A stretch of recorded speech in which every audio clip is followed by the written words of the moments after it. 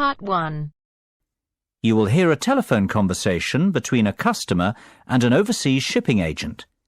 First, you have some time to look at questions 1 to 8.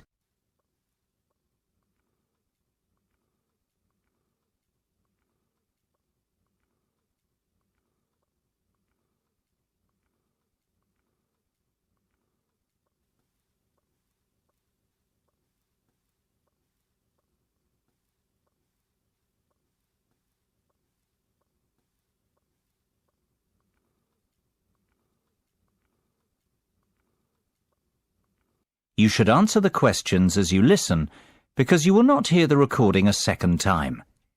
Listen carefully and answer questions 1 to 8. Good afternoon, Denham's Shipping. How can I be of service? Well, I wish to inquire about sending a container of personal items from the UK to Ireland. No problem. Would you like me to give you an estimate of the cost? Yes, please. Well, first of all, may I take your details? Of course. My name's Tim Lafferty. Could you spell your surname for me, please, Tim? Yes, it's Lafferty. Lafferty. Thank you, Tim. Now, where would you like us to pick your container up from? My university, if possible. OK. Let me make a note of the address.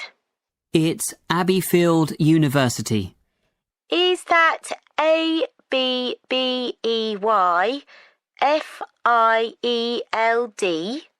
That's right. Park Street, Brighton. Perfect. And may I take down your postcode too? It's BR8 9P3. Great. Thank you, Tim. Have you the container's measurements? I do. It's approximately 2.5 metres long by 1.25 metres wide. I see. Quite a big one then. Indeed. And the height? I make it 1.20 metres deep. So that's 2.5 by 1.25 by 1.2. Right. And what will actually be in the box, Tim? Oh, mostly old uni books. OK. And some music albums. Anything else? Yes, a little bit of stationery. I see. And could you put an estimate on the value of the items? The books are quite valuable. They're worth around £1,800. The music albums, maybe half that, say £900. And you can put the stationery down as £300. Before listening to the rest of the conversation, you have some time to look at questions 9 and 10.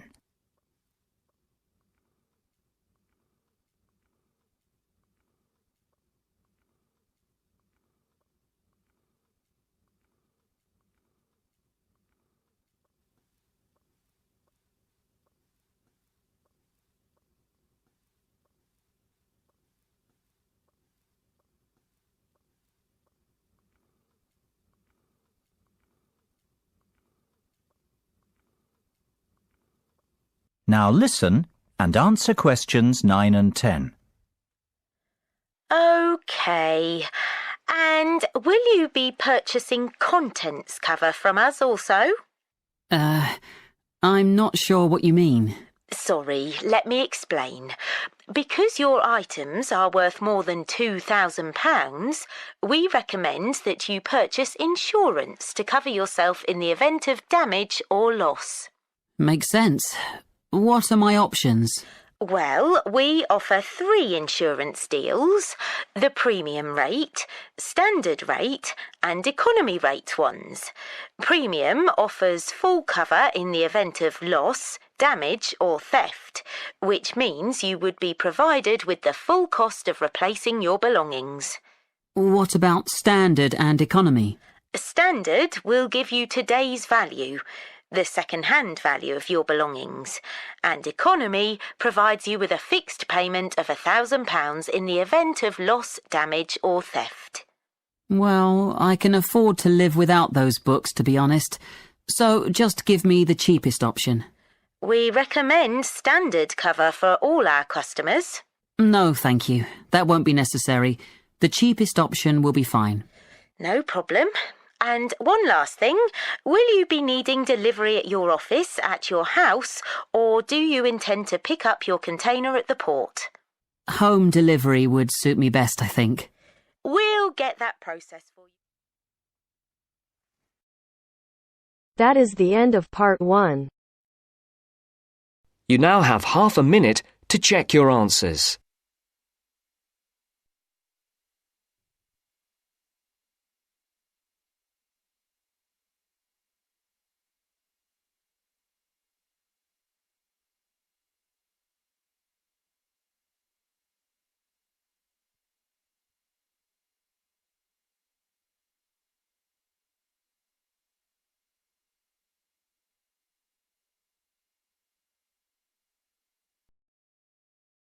Now turns to part 2. Part 2. You are going to hear a guide named Matt who is introducing their trip in Wildlife Haven. Now you have some time to look at questions 11 to 15.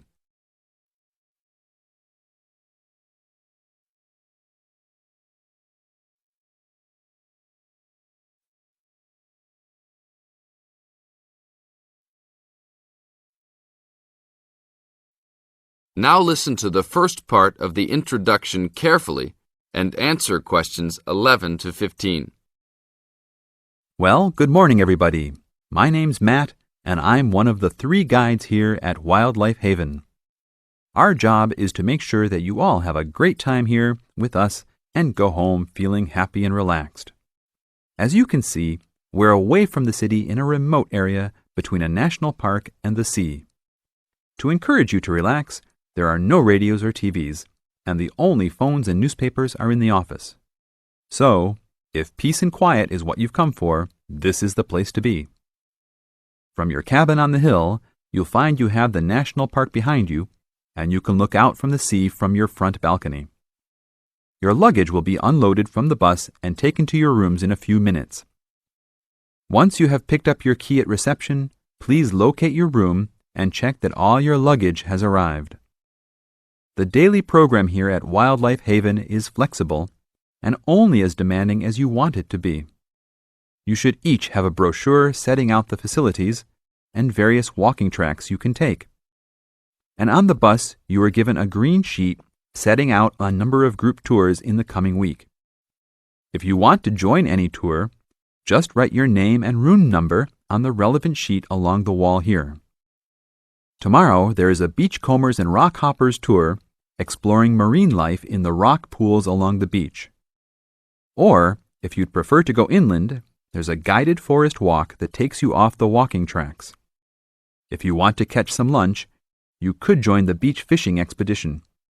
And at night, you'll see there is a moonlight forest walk that leaves each night at 7 p.m. So there is plenty to choose from at Wildlife Haven, and of course, that includes just sitting on your balcony watching the waves roll in. But I would recommend my favorite tour, the Waterfall Walk. This departs at sundown each day and also provides the opportunity to have a moonlight swim. Now you have some time to look at questions 16 to 20.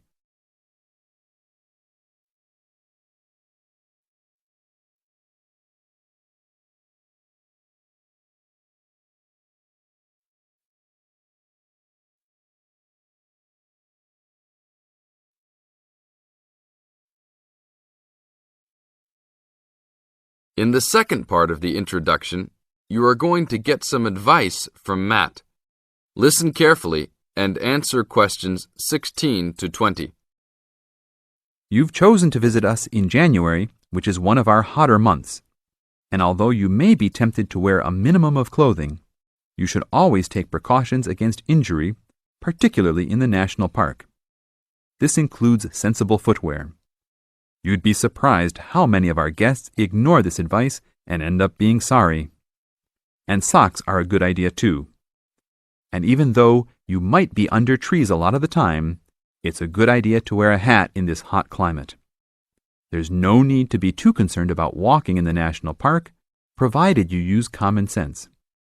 It's true that there are poisonous spiders in the park, but they are really more frightened of you than you are likely to be of them. I should also warn you against eating any wild berries. Some are edible, but you should avoid them all.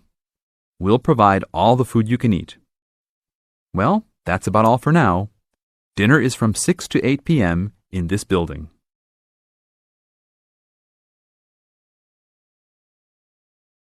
That is the end of part 2. You now have half a minute to check your answers.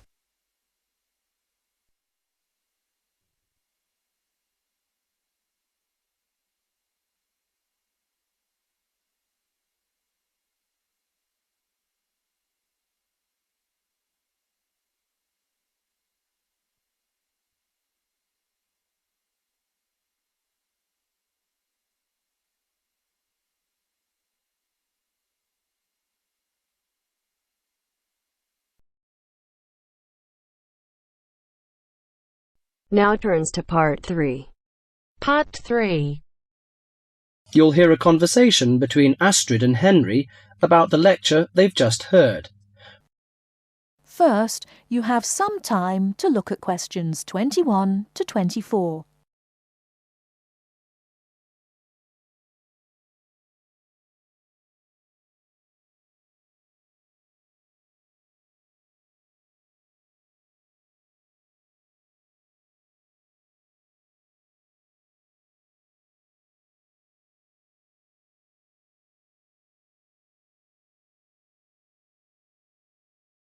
Now, listen carefully and answer questions 21 to 24.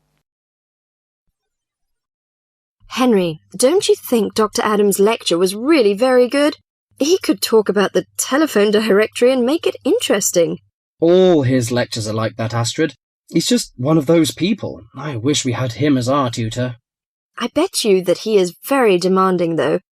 Boris is in his tutorial group and agrees that he is brilliant, but he puts them under a lot of pressure. But don't you think that's good? Perhaps. Anyway, he's interesting and rather funny. Did you take lots of notes in the lecture? Yes, actually I did. In fact, several pages. I didn't think I had taken so many. I was that busy listening to what was being said that I didn't take many notes. Can I photocopy yours? I don't think that's such a good idea. You won't be able to read my handwriting. And sometimes I write them in English and sometimes in Arabic. Oh, let's have a look. Wow, your notes are so neat. Well, there's not much in Arabic. There is on this page. Yes, there is. Dr. Adams would be pleased to see this, especially given what he's talking about. Before you hear the rest of the talk, you have some time to look at questions 25 to 30.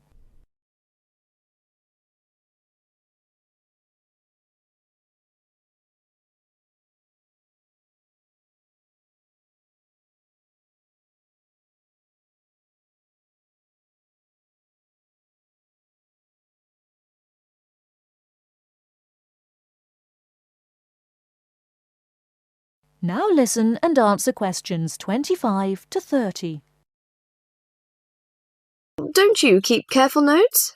Sometimes. It depends on the lecture. I don't think I'll forget Adams's lecture today, but some of the details will fade. I type up everything afterwards, so you can have a copy then, and you can fill in anything I've missed. I'm not so good on the broader concepts. I'm better when it comes to detail. Just what Adams was talking about. Well, I am definitely a detail person.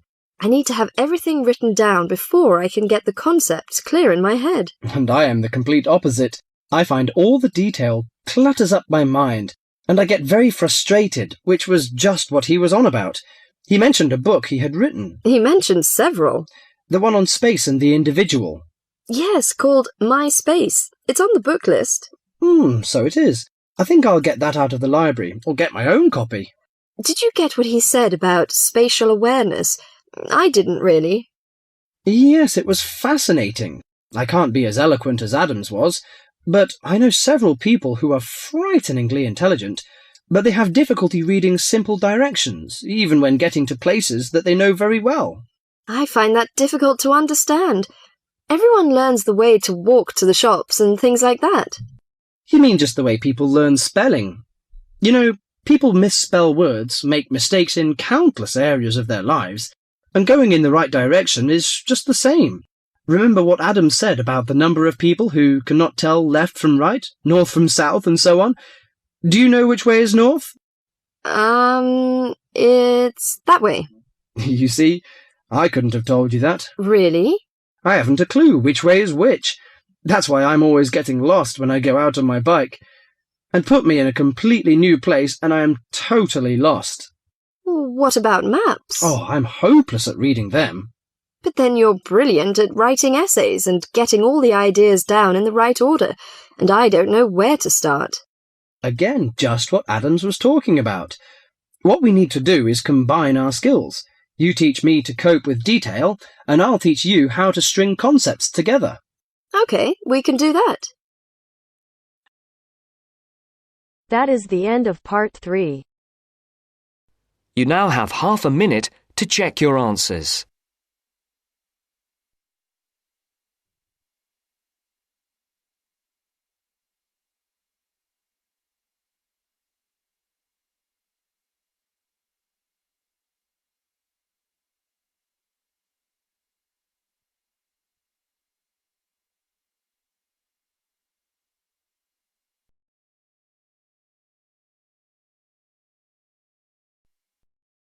Now turns to part 4.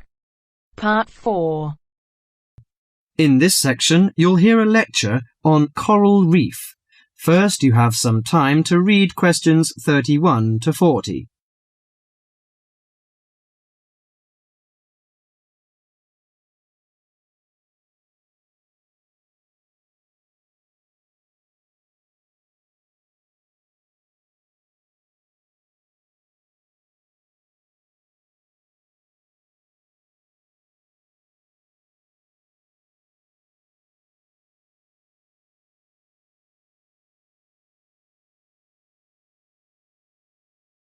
Now listen carefully to the lecture and answer questions 31 to 40. Do you fancy diving in the wonderful world of coral reefs, green sponges, colourful fish and red crabs? It is a rich garden beneath the waves. But how much do you know about the corals? Are they animals or plants? What are the threats to coral reefs? Today, Mr. Tim Harford, Executive Director of the Coral Reef Alliance, is going to introduce the facts about coral reefs. Good afternoon, everyone. Coral reefs are one of nature's most magnificent creations. It is filled with thousands of unique and valuable plants and animals. Over 1/4 of all marine species depend on healthy coral reefs. Humans also depend on coral reefs.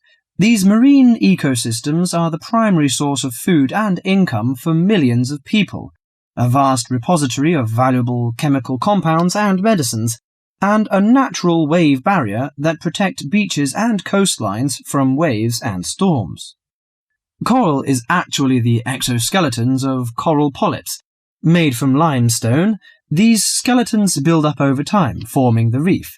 New corals are born each April. At a certain hour, on a certain night, mature corals suddenly release clouds of eggs and sperm into the sea. After the fertilized eggs take root on the seafloor, they can grow up to 15 centimeters per year. Coral reefs are present in the waters of over 100 countries. These are warm, 18 to 29 degrees centigrade, shallow, sunny regions primarily between the tropics of Cancer and Capricorn. Only clear, warm salt water can support a coral reef.